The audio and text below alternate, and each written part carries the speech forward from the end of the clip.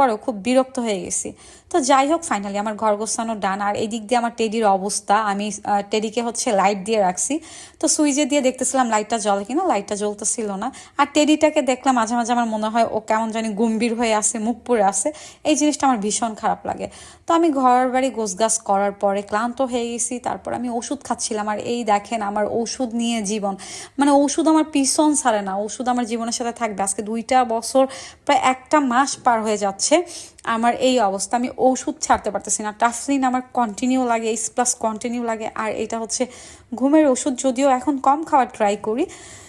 জীবনে কষ্ট থাকলে মানে হচ্ছে কষ্ট ভুলে থাকার জন্য হয়তো বা এই মেডিসিনগুলো খাই, বাট মেডিসিন কতক্ষণ মানুষের কষ্ট কমায় দেয় আমার জানা নেই।